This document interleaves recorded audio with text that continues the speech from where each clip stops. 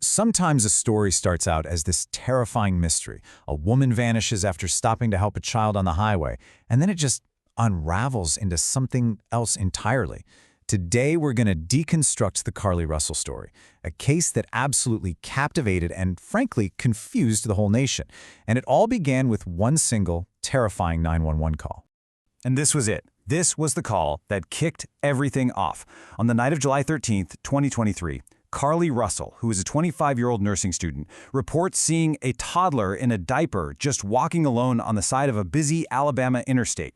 I mean, that's the kind of call that puts anyone on high alert, and it triggered a massive, immediate response. So the next few minutes were just frantic. After she calls 911, Carlee then calls a family member. That relative hears a scream before the line goes completely dead. Police get there within 5 minutes, and what they find is, well, it's a really disturbing scene.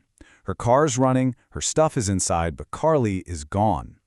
For 49 incredibly tense hours, the whole country was basically holding its breath. And then, just as suddenly as she disappeared, she reappeared at her parents' home. The search was over, but the real mystery? That was just getting started. Okay, so as investigators started trying to piece together what happened during those 49 hours, the official account, her account, began to show some really serious cracks. And this is where the story just splits right into.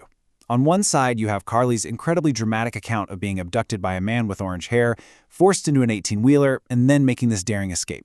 But on the other side, you have the evidence, or really the lack of it. Police couldn't find a single other report of a toddler. Traffic cams showed nothing. There was no physical evidence of a struggle at her car. The bottom line is, most of her claims simply couldn't be verified. This detail right here was one of the first huge red flags for investigators. Think about it. While she's on that 911 call, supposedly following a toddler on foot, her car traveled 600 yards. That is 6 football fields. It just didn't add up. But really, the most damning evidence came from her own phone. In the days right before her so-called disappearance, she was searching for some very specific things. Things like, do you have to pay for an Amber Alert? How to take money from a register without being caught? A one-way bus ticket to Nashville? And, maybe most telling of all, she looked up the abduction movie Taken. I mean, come on, these are not the searches of a random victim. This looks like someone making a plan. So, with all this evidence mounting, public pressure building, and investigators closing in, the story was about to take its final, really dramatic turn. And then, finally, the truth. It came out in a statement from her attorney. And it was a complete 180. No kidnapping, no baby on the side of the road. The whole nationwide search, the public fear, the media frenzy, all of it was based on a lie. So what happens when you do something like this? Well, while she did avoid jail time, the consequences were still pretty significant. She ended up pleading guilty to filing false reports. She was sentenced to a year of probation, 100 hours of community service, and she was ordered to pay over $18,000 in restitution to cover the cost of that massive search she kicked off. And what was her reason for all of this? Well, according to her statement after the conviction, she claimed she made a grave mistake while dealing with emotional issues and stress, and she tried to portray the whole hoax as a cry for help. As completely shocking as this case was, it's not a one-off. Not by a long shot.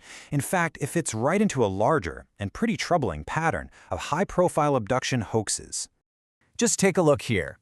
From Sherry Papini, who staged a violent abduction with an ex-boyfriend and actually got 18 months in prison, to Chloe Stein, who faked being kidnapped just to get out of college, there's a clear pattern.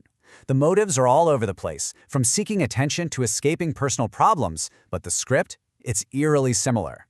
And all of this leads to a very real and, frankly, very dangerous phenomenon. You've all heard of it, the boy who cried wolf effect. When the public and law enforcement get hit with these high-profile hoaxes over and over, it just erodes trust. And the real danger is that the next time, when the alarm is real, the response might be slower or more skeptical or just less intense. And that erosion of trust, that's just one part of the real, tangible harm that these hoaxes cause. Let's really break down the real-world cost here. You can see how it becomes this vicious cycle. Every single false report pulls massive law enforcement resources. We're talking police, FBI, away from real cases. It chips away at public trust, which makes it harder for actual victims to be believed. And at the end of the day, it's us, the taxpayers, who are footing the bill for these elaborate deceptions. And if you want to put a dollar amount on it, just look at the Sherry Papini hoax.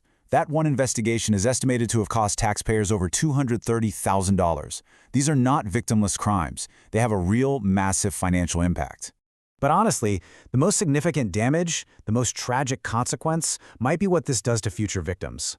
These hoaxes create skepticism that can delay those critical first hours of a real investigation.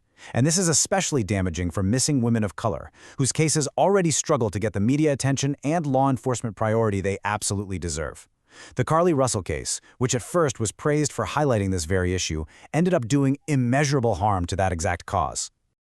Okay, so let's step away from the hoax for a second and just ground ourselves in reality. If you ever find yourself in a real roadside emergency, the procedure is simple and it's safe. Pull over as far as you can, turn on your hazards immediately. If you're near a lot of traffic, stay inside your car with the doors locked and call for professional help with your exact location. It's all about prioritizing safety, not creating drama. And that leaves us with this final and pretty challenging question. We all want to believe and support victims, right? We want to rush to help. But when stories like this come out, it forces us to ask, in our fast-paced, social media-driven world, how do we keep our empathy while also practicing a healthy dose of skepticism? It's a balance that feels like it's getting harder and harder to strike.